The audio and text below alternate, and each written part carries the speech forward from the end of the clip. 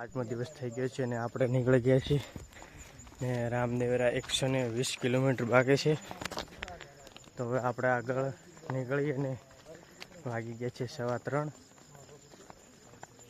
સવાઈથી કાનોડથી આપણે સવાઈ સુધી એક પણ કેમ્પ આવતો નથી. તેથી 15 કિલોમીટર થાય છે. તો 15 કિલોમીટર સુધી એક પણ કેમ્પ આવતો નથી.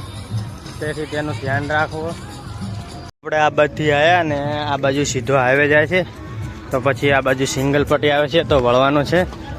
તો આપણે સવાઈથી ખાલી 1 જ કિલોમીટર ચાલશું એટલે આગળ વળવાનું જ આવે છે. એને નીકળ્યા છીએ અને વાગી ગયા છે 7. અને જો રાજસ્થાનની અંદર આ કોડ, આપણે બાજુ તો કોડ નથી. જો ખેતર ભરેલા છે કોડના. જય બાબારી.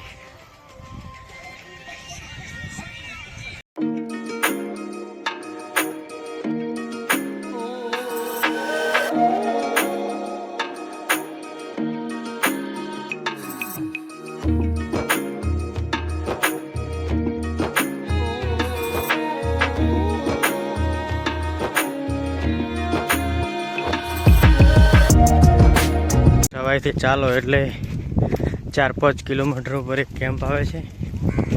આ જો સેવા કેમ્પ.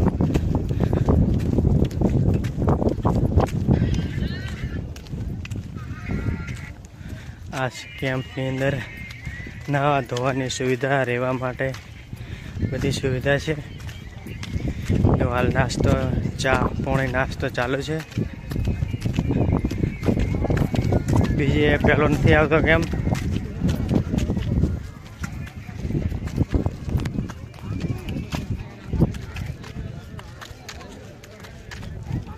હવે 1 કિલોમીટર બાકી છે. રોકાવાનું છે ને જમવાનું છે. તો આ કેમ ચોકડેથી ખાલી થોડોક જ દૂર છે, 200 મીટર. ચોકડેથી કેમ્પ ઉપર રોકાણા હતા ને ત્યાંથી આપણે હવે નીકળી ગયા છીએ ને હવે તડકો ઘણો છે. તો બાબાજીની જે વાદળો પણ આવ્યું છે એટલે હવે આપણે આગળ હવે ભીખોડી તરફ ચાલવા નીકળી ગયા છીએ ને 3 વાગી ગયા છે. તો હવે જો રસ્તો કેવો ખરાબ છે. રસ્તો આખો રાજસ્થાનનો રસ્તો ખરાબ છે. ચાલવામાં બહુ તકલીફ પડે. આ બાજુ આંકડા, બીજું કશું ના જોવા મળે ને. આ બાજુ પણ આંકડા જ છે. ધોરા સામે ધોરાના આંકડા સિવાય કશું જોવા જ ના મળે આપણને. આગળ ચાલો એટલે એક મસ્ત કેમ્પ આવે છે. રોકાવા માટે ડીજે પણ વાગતું હોય છે ધોરા ઉપર. તો આ જોઈ લો તમે.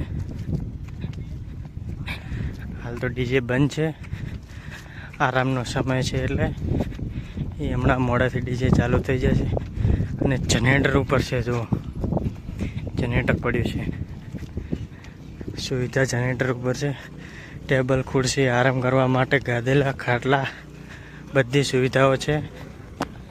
ને આપણે હવે ધોરા ઉપર આવી ગયા છીએ. અને આ જો આ બાજુ જમવાની પણ સુવિધા છે. તેથી જો આ બાજુ જો જનરેટર પડ્યું છે, ચાલુ જ છે જનરેટર. ચાર્જિંગની સુવિધા. આ બાજુ જો વાસણ ધોવાય છે. ભીખોડી બજારની અંદર આવી ગયા છીએ અને આ જો આ ભીખોડી બજાર છે. તો હવે આપણે આગળ જવાનું છે રામદેવરા.